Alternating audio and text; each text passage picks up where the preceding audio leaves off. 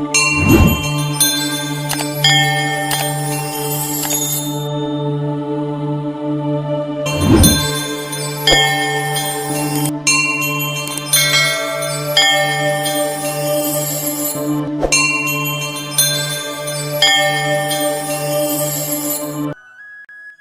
जय श्री राधे, जय जय श्री कृष्णा। हिंदू धर्म में कुल 4 वेद और 18 महापुराण हैं। इनमें से श्रीमद् भगवत गीता एक बेहद ही महत्वपूर्ण ग्रंथ है। श्रीमद् भगवत गीता में कुल 18 अध्याय और 700 श्लोक हैं, जिसमें भगवान कृष्ण ने अर्जुन को धर्म व कर्म का ज्ञान दिया है। गीता में दिया गया ज्ञान आम मनुष्य के जीवन में महत्वपूर्ण भूमिका निभाता है। जीवन में आ रही समस्याओं या दुविधाओं से निकलने के लिए गीता के उपदेश आपके लिए मददगार साबित हो सकते हैं। श्री कृष्ण कहते हैं कि गीता के उपदेशों का पालन करने से मनुष्य को जीवन में कभी निराशा हासिल नहीं होती। इस वीडियो में हम आपको श्रीमद् भगवत गीता के 30 ऐसे उपदेशों के बारे में जानकारी दे रहे हैं, जिनका पालन कर आप हर क्षेत्र में सफलता हासिल कर सकते हैं। अगर आपने श्रीमद् भगवत गीता के इन अनमोल उपदेशों को समझ लिया और अपने जीवन में आत्मसात कर लिया, तो आप जीवन में कभी भी दुखी या चिंतित नहीं रहेंगे और सदैव हर कार्य में सफलता ही हासिल करेंगे। साथियों, ये वीडियो 30वें उपदेश से प्रारंभ होकर प्रथम उपदेश पर समाप्त होगा, इसलिए आपसे निवेदन है कि वीडियो को अंत तक ध्यान लगाकर अवश्य सुनें और देखें। और अगर आपको वीडियो पसंद आए तो वीडियो को लाइक, शेयर व कमेंट जरूर करें और हमारा चैनल सब्सक्राइब करना न भूलें। तो चलिए आप भी हमारे साथ भगवत गीता के ज्ञान के सागर में डुबकी लगाना प्रारंभ करें। जय जय श्री राधे, जय जय श्री कृष्णा। श्री कृष्ण कहते हैं कि आप जैसा कर्म करेंगे आपको उन कर्मों का फल अवश्य ही भोगना पड़ेगा, चाहे वो अच्छे कर्म हो या बुरे कर्म। अगर आपने अच्छे कर्म किए होंगे तो किसी भी कठिन परिस्थिति के समय में आपके अच्छे कर्म आपको उस कठिन परिस्थिति से आपको बाहर निकाल लाएंगे। और अगर आपने गलत कर्म या पाप कर्म किए हैं तो उन कर्मों सजा भी भोगनी पड़ेगी। मनुष्य कोई भी कार्य लोगों की नजरों से छुपाकर तो कर सकता है, मगर उस परमेश्वर की नजरों से वह कभी नहीं छुप सकता है, क्योंकि वह परम पिता परमेश्वर कण कण में विराजमान है और उनकी दृष्टि ब्रह्मांड के चारों कोनों में एक बराबर रहती है। इसलिए हम उनकी नजरों से कभी नहीं छुप सकते हैं। अगर मनुष्य को ईश्वर का डर रहेगा तो इंसान गुनाह करने से पहले सोचेगा कि ईश्वर देख रहा है और गलत कामों से दूर रहेगा। और जब तक ईश्वर का डर रहेगा तब तक प्रभु की कृपा हम पर बनी रहेगी। हमारे हर कदम का हिसाब किताब ऊपर वाले के पास होता है। इस बात को हम एक कहानी के माध्यम से आपको समझाने का प्रयास करते हैं। बहुत पुरानी बात है, एक महात्मा जी अपने शिष्य के साथ भ्रमण करने के लिए आश्रम से निकले। महात्मा जी को फालतू की बातें करना बिल्कुल भी पसंद नहीं था। महात्मा जी को कम बोलना और शांत रहकर अपने काम से काम को करना पसंद था, परंतु उनका शिष्य बहुत बातूनी था। वह सारा दिन इधर उधर की बातें ही किया करता था और दूसरों की बातों में उसे बहुत आनंद आता था। जंगल में भ्रमण करते हुए जब महात्मा जी और उनका शिष्य एक तालाब के पास से गुजर रहे थे तो उन्होंने वहां एक मछुआरे को पानी में जाल डालकर मछली पकड़ते हुए देखा। शिष्य को यह बात बहुत बुरी लगी और वह मछुआरे को अहिंसा परमो धर्म का उपदेश देने लगा, लेकिन मछुआरे को उसकी कोई बात मानने व समझने को तैयार नहीं हुआ। पहले मछुआरा शिष्य की बात को टालता रहा, लेकिन जब शिष्य उसकी बात नहीं माना तो दोनों के बीच में झगड़ा शुरू हो गया। जब महात्मा जी ने दोनों को आपस में बहस करते हुए देखा तो उन्होंने शिष्य का हाथ पकड़कर उसको अपने साथ ले गए।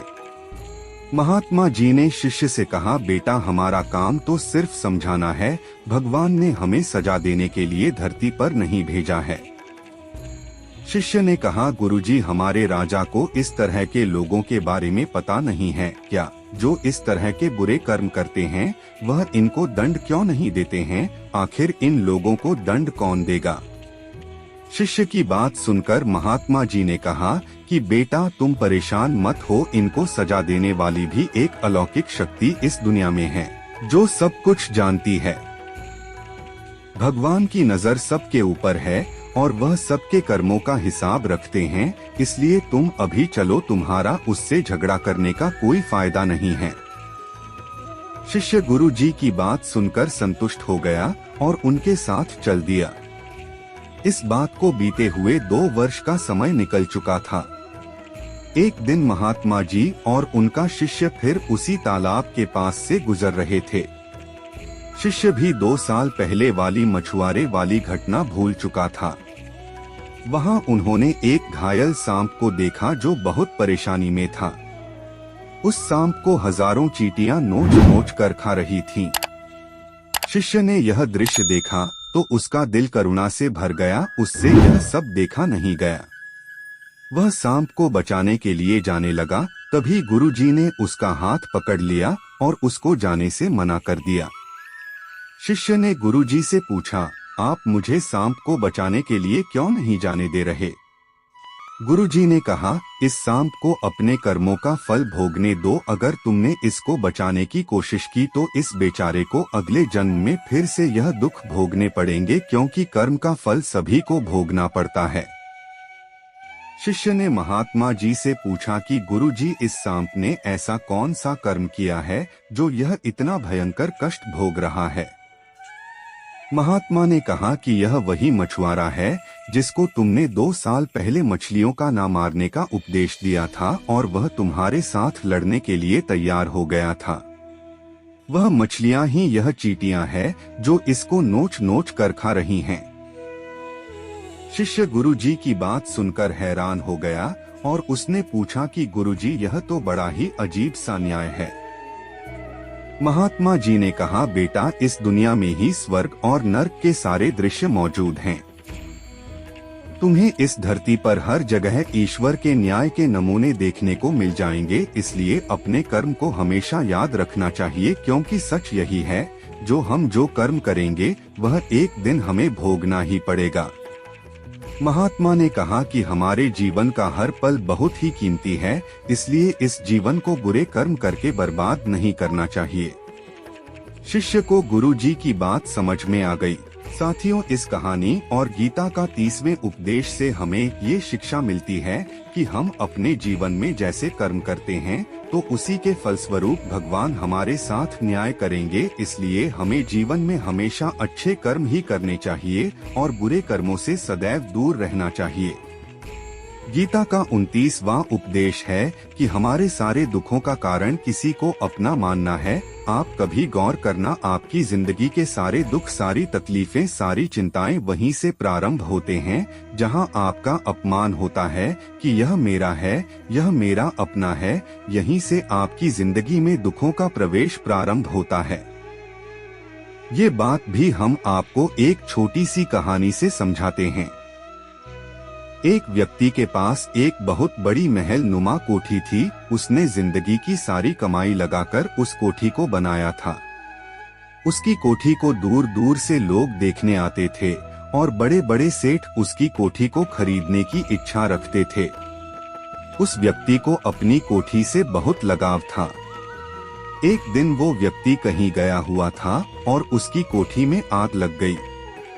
जब वह लौटकर आया तो उसने देखा कि उसकी कोठी तो धू धू कर जल रही है। अपनी कोठी को जलता हुआ देखकर उस व्यक्ति को बहुत दुख हुआ।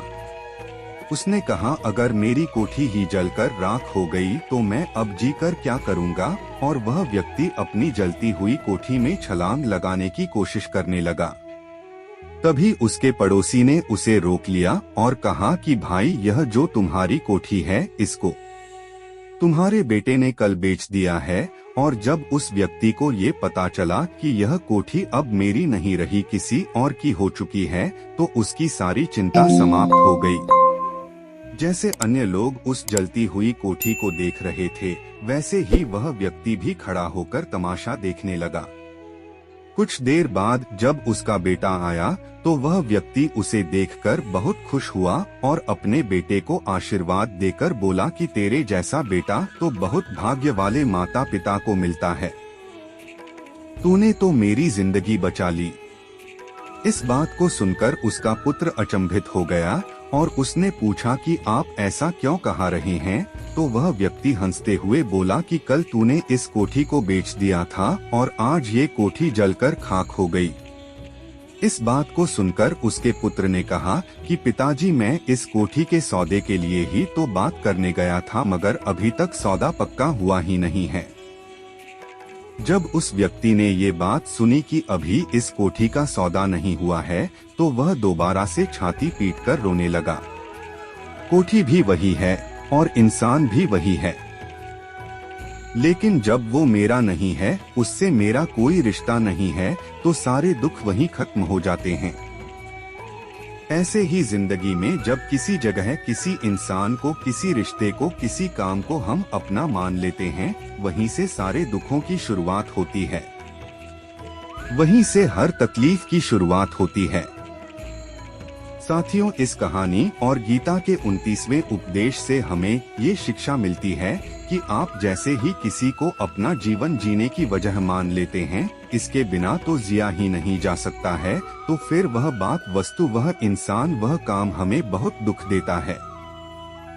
गीता का 28वां उपदेश है कि आज में जियो और कल की चिंता करना छोड़ दो। जो भी व्यक्ति अपने बीते हुए कल या अपने आने वाले कल में खोया हुआ रहता है, वह जिंदगी में कभी खुश नहीं रह सकता। आपको जिंदगी में खुशियां सिर्फ और सिर्फ तब ही मिल सकती हैं जब आप वर्तमान में जीना सीख लेंगे, आज के आनंद को जीना लेंगे। बीते हुए कल और आने वाले कल का कोई वास्तविक अस्तित्व नहीं होता, वो सिर्फ आपकी बुद्धि और आपके विचारों में होता है। उसे सिर्फ आप अपने मन के अंदर और बुद्धि के अंदर जीते हैं, उसकी कोई वास्तविकता नहीं होती, उसे सिर्फ आप अपने मन के अंदर और बुद्धि के अंदर जीते हैं। लेकिन जब आप वास्तविकता में जीते हैं तो वह आपका आज होता है। अगर आप अपने मन और बुद्धि को अपने भूतकाल और भविष्य काल में अटका कर रखेंगे तो याद रखना, आप कभी भी खुश नहीं रह पाएंगे। और अगर जिंदगी में खुश रहना चाहते हैं तो आज और इसी पल में जीना सीखें। गीता का 27वां उपदेश है कि जो आपके साथ अधर्म करे या गलत करे, उसे दंड जरूर देना चाहिए। अगर आप उसे सहते रहते हैं तो वो आपके साथ और गलत करता रहेगा। अगर आप उस गलत कार्य को सहते रहते हैं तो आप भी उसके पाप में भागीदार हो जाएंगे। अर्जुन श्री कृष्ण से कहते हैं कि जिनसे मैं युद्ध करने जा रहा हूँ वो सब मेरे भाई, बंधु बांधव और मेरे गुरुजन हैं। मैं इनके ऊपर शस्त्र कैसे चला सकता हूँ और इनको कैसे मार सकता हूँ। श्री कृष्ण अर्जुन के सवाल का जवाब देते हुए कहते हैं कि जिन्हें तुम अपना मानते हो वो सभी अधर्मी हैं और अन्याय के पक्ष में खड़े हैं। अगर तुम इन लोगों से युद्ध नहीं करोगे और इन्हें नहीं मारोगे तो समाज में पाप और बढ़ जाएंगे। जब तब ऐसे मनुष्यों को कोई नहीं रोकता है, तब ये और भी ज्यादा पाप करने लगते हैं। इसी प्रकार से जब आपके साथ कोई गलत कार्य करता है, दुर्हक पहुंचाता है और आप उसको चुपचाप सहते रहते हैं, तो उस व्यक्ति का मनोबल बढ़ जाता है, वह आपको कमजोर समझने लगता है और वह व्यक्ति लगातार आपको परेशान करता रहता है। इसलिए कभी भी अन्याय को सहना नहीं चाहिए और उसका विरोध करना चाहिए। अगर आपको कलियुग में सुखी रहना है तो अपनी रक्षा खुद ही करनी होगी। अन्याय सहना और अन्याय करना दोनों ही गलत हैं। गीता का 26वां उपदेश है कि किसी से भी हद से ज्यादा मोह कभी नहीं करना चाहिए। जिससे भी आप मोह करोगे वो आपको एक दिन अवश्य ही रुलाएगा। ऐसे लोगों की वजह से ही आपको कई बार अपमान सहना पड़ता है और कई लोगों को मोह की वजह से ये समझ में नहीं आता है कि सामने वाला मेरा सम्मान कर रहा है या अपमान। ऐसे लोगों की आंखों और मोह की पट्टी बंधी होती है कि उन्हें सच और झूठ दिखाई ही नहीं देता। ऐसे जो सुनते हैं उसी पर यकीन कर लेते हैं। अगर आप किसी इंसान को ठीक से समझना चाहते हैं, उसकी सच्चाइयों को जानना चाहते हैं, तो उसके लिए बहुत जरूरी है कि आप उसके मोह से जल्द बाहर आ जाएं। आपका मोह आपको दुख देता है। जिस दिन मोह खत्म, उस दिन आपको किसी भी रिश्ते से कोई दुख नहीं मिल सकता, क्योंकि आपको फिर कोई फर्क ही नहीं पड़ेगा। इसलिए मोह माया को त्याग कर सच्चाई से नाता जोड़ो। गीता का 25वां उपदेश है कि आप वो मत करो जो सभी करते हैं, बल्कि वो करो जो आपके लिए सही है। श्री कृष्ण कहते हैं कि हे पार्थ, जो तुम्हारा कर्तव्य है, जो तेरे लिए सही है, जो तुझे करना चाहिए वो करो। कभी भी वो काम मत कर जो दुनिया कर रही है, क्योंकि अर्जुन ने श्री कृष्ण से कहा था कि ऐसे भयंकर युद्ध में पड़ने से अच्छा है कि मैं सन्यासी बन जाऊं। श्री कृष्ण ने अर्जुन से कहा कि सन्यासी बनना तेरा कर्म व धर्म नहीं है। क्षत्रिय का कर्म व धर्म है युद्ध में अपना पराक्रम दिखाना। इसलिए हे अर्जुन, धर्म की रक्षा हेतु अपने शस्त्र उठाओ और युद्ध करो, यही तेरा कर्म है। गीता का 24वां उपदेश है, जिंदगी में धोखा सदैव अपने ही देते हैं, क्योंकि उनको आपकी कमजोरियों का पता होता है। बाहर वाला आपको कभी धोखा नहीं दे सकता, क्योंकि उसको आपके बारे में पता ही नहीं है कि आपकी कमजोरी क्या है, और जो आपका खास होता है उसे पता होता है कि आपकी कमजोरी क्या है। इसलिए सदैव अपनों से सावधान रहें। आंख बंद करके कभी किसी पर विश्वास न करें। महाभारत का युद्ध अलग अलग राज्यों में नहीं हुआ था, बल्कि एक ही परिवार के भाइयों के बीच हुआ था। दुर्योधन ने कई बार जहर देकर भीम को मारना चाहा, न जाने कितनी बार दुर्योधन ने पांडवों को जान से मारने की कोशिश की थी। क्या पांडव कौरवों के लिए पराये थे? नहीं थे। तो वो सब अपने ही आप को चोट सिर्फ वही लोग पहुंचा सकते हैं जो आपके अपने हैं। आपको धोखा सिर्फ वही लोग दे सकते हैं जो आपके अपने हैं। गीता का 23वां उपदेश है, जो इंसान अपनी रक्षा खुद नहीं कर सकता, उसकी रक्षा भगवान भी नहीं करते। श्री कृष्ण कहते हैं कि हे अर्जुन, तू हर काल में मेरा स्मरण करते रहना और युद्ध भी करते रहना। तब अर्जुन ने श्री कृष्ण से पूछा कि यह युद्ध तो कुछ ही दिनों में समाप्त हो जाएगा, लेकिन आप कह रहे हैं कि तू हमेशा मेरा स्मरण करते रहना और युद्ध करते रहना। हमेशा युद्ध करने का क्या मतलब है? श्री कृष्ण अर्जुन से कहते हैं कि ये जीवन ही रणभूमि है, इस जीवन में सुख दुख आते ही रहेंगे और तुझे उनका डटकर मुकाबला करना है।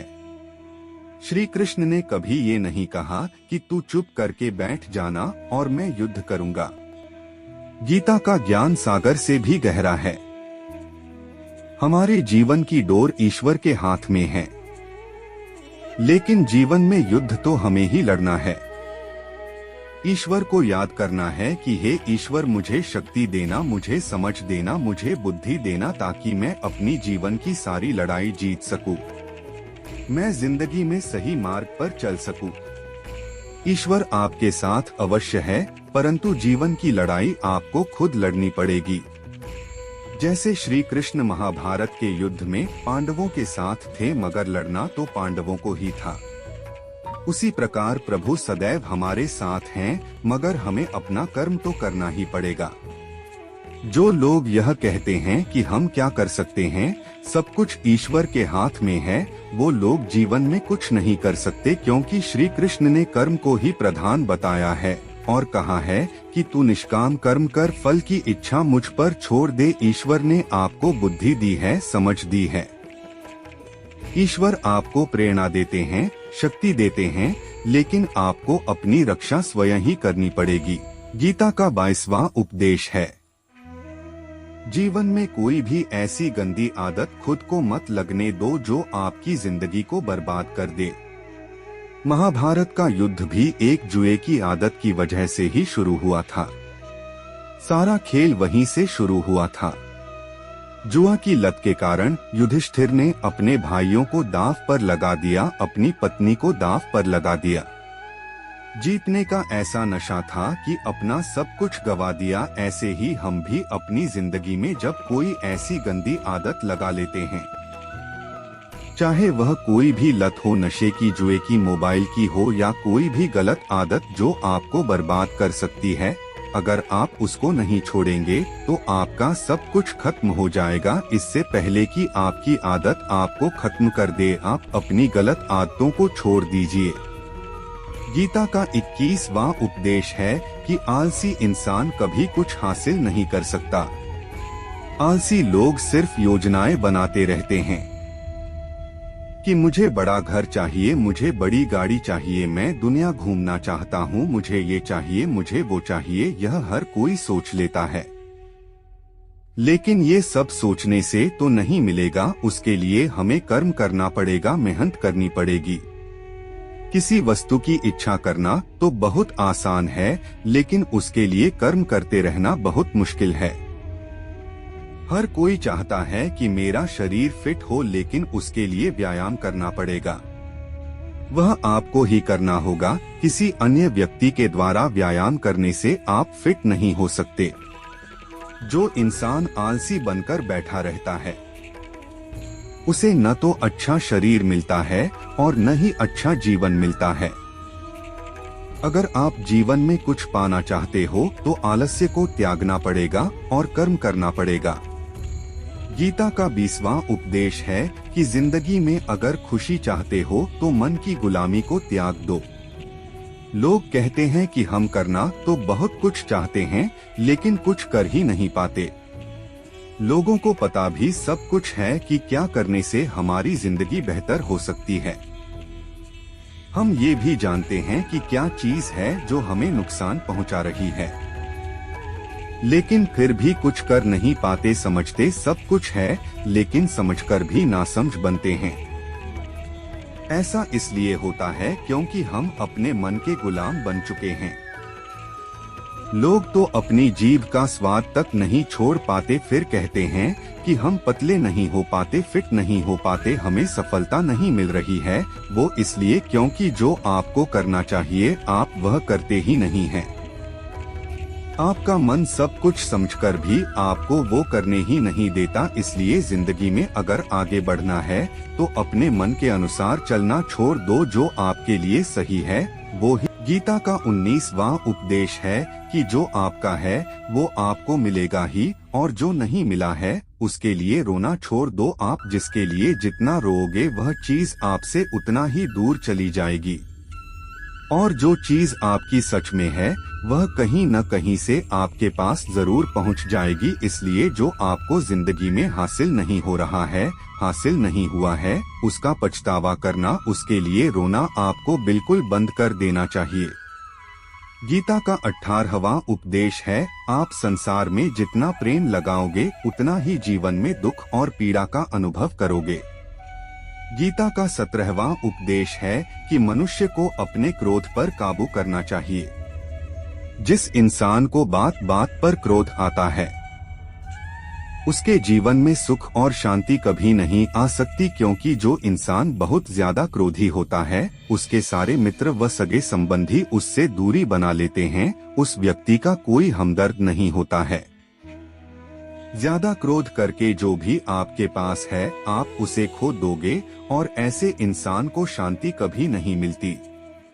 अगर आप अपने जीवन में शांति चाहते हो तो बात बात पर गुस्सा करना छोड़ दें। गीता का 16वां उपदेश है कि चाहे आप किसी की मदद करें या न करें, लेकिन कभी किसी का दिल नहीं दुखाएं। अगर आप किसी का दिल दुखाते हैं तो याद रखना आपको भी वही दर्द एक दिन जरूर मिलेगा। जब आप किसी का दिल दुखाते हैं तो आपको भले ही पता न चलता हो, लेकिन जब कोई आपका दिल दुखाता है तब आपको समझ में आता है कि दिल पर चोट लगने से कितना दर्द होता है। इसलिए जीवन में कभी भी किसी का दिल कभी नहीं दुखाना चाहिए। गीता का 15वां उपदेश है कि आपके मुश्किल वक्त में जो आपका साथ दे सिर्फ वही आपका अपना है, बाकी सब अपनेपन का दिखावा करते हैं। बड़ी बड़ी बातें करने वाले बहुत होते हैं कि हम आपसे बहुत प्रेम करते हैं, कोई भी दुख हो कोई भी तकलीफ हो हमें याद कर लेना। लोग दुख बांटने की बात करते हैं, लोग आने जाने की बात करते हैं, हाथ मिलाना तो ठीक से नहीं जानते और दिल मिलाने की बात करते हैं। जब सच में आपके जीवन में मुश्किलें आएंगी तब आपको समझ में आएगा कि कौन आपका है और कौन पराया, क्योंकि मुश्किल समय में सिर्फ अपने ही काम आते हैं। जो अपनेपन का दिखावा करते हैं वह लोग आपसे मुंह चुराते हैं, क्योंकि वह जानते हैं कि यह व्यक्ति हमारे पास आया तो हमसे मदद ही मांगेगा और वो हमें कुछ दे नहीं पाएगा। लोग आपसे तभी तक रिश्ता रखते हैं जब तक आप उन्हें कुछ दे सकते हैं और आपसे उन्हें कुछ फायदा हो सकता है, लेकिन जब लोगों को यह पता चल जाता है कि उनको आपसे कोई फायदा नहीं होने वाला बल्कि उनको तो आपकी मदद करनी पड़ेगी, तो वो आपको दूर से ही देखकर भाग जाते हैं। इसलिए जो आपकी मुश्किल वक्त में आपके साथ खड़ा हो सिर्फ वही आपका अपना होता है। बाकी इस दुनिया में सब पराये होते हैं, क्योंकि सिर्फ अपना कह देने से कोई अपना नहीं हो जाता है। गीता का 14वां उपदेश है, जो भी होता है अच्छे के लिए होता है और जो हो रहा है वो भी अच्छे के लिए ही हो रहा है और जो आने वाले भविष्य में होगा वो भी अच्छे के लिए ही होगा। गीता की ये बात बहुत गहरी है। हमारे जीवन में कुछ चीजें ऐसी होती हैं जिनके बारे में हम सोचते हैं कि ऐसा मेरे साथ ही क्यों हुआ या ये सब मेरे साथ ही क्यों होता है, लेकिन जब वो वक्त गुजर जाता है तब एक दिन हमें समझ में आता है कि अगर हमारे साथ ये सब नहीं होता तो आज हम इस मुकाम पर नहीं होते, अगर मेरे साथ ये सब नहीं होता तो शायद हमारा जीवन बर्बाद भी हो सकता था। इसलिए अगर हमें यह समझ में आ जाए कि जीवन में जो कुछ भी हो रहा है वह सब अच्छे के लिए ही हो रहा है, तो हम जीवन में हमेशा खुश रहेंगे। गीता का 13वां उपदेश है, हर काम को समझदारी से करना ही योग होता है। हम कई लोग काम तो करते हैं लेकिन उससे हासिल कुछ नहीं होता। बहुत से लोग कहते हैं कि हम मेहनत तो बहुत करते हैं मगर जीवन में सफलता हासिल नहीं हो रही है, लेकिन सच्चाई यह है कि बहुत मेहनत करने से आपको सफलता नहीं मिलेगी। सही तरीके से सही समझ के साथ सही काम करने से आपको जीवन में सफलता अवश्य मिलेगी। गीता का 12वां उपदेश है, कभी भी किसी भी चीज की अति नहीं करनी चाहिए।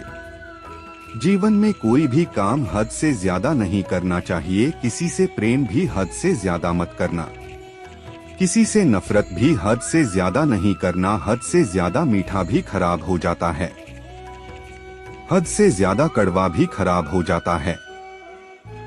हद से ज्यादा आराम भी आपको बीमार कर सकता है, हद से ज्यादा खाना भी आपको बीमार कर देगा। हद से ज्यादा भूखा रहना भी आपको नुकसान ही पहुंचाएगा और हद से ज्यादा जागना भी आपको बहुत ज्यादा नुकसान पहुंचाएगा।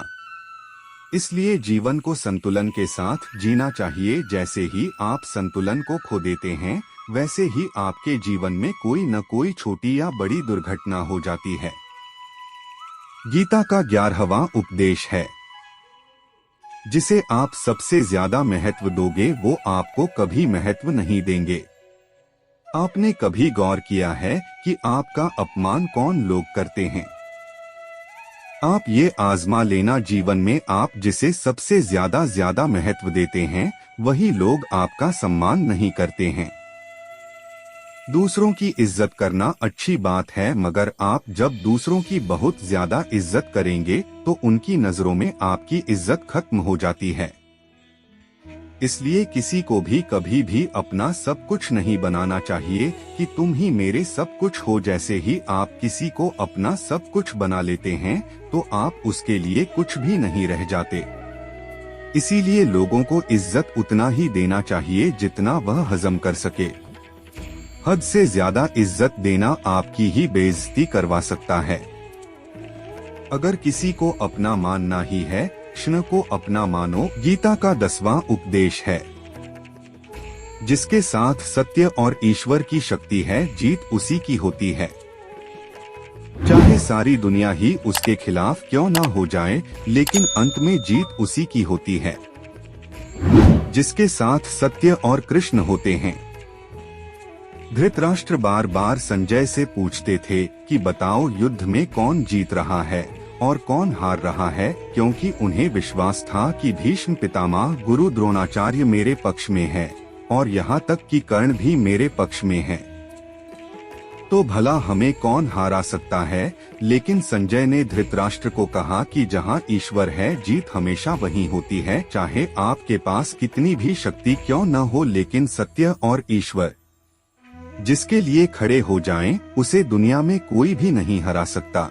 गीता का 9वां उपदेश है, किसी पर भी आंखें बंद करके कभी भरोसा नहीं करना चाहिए।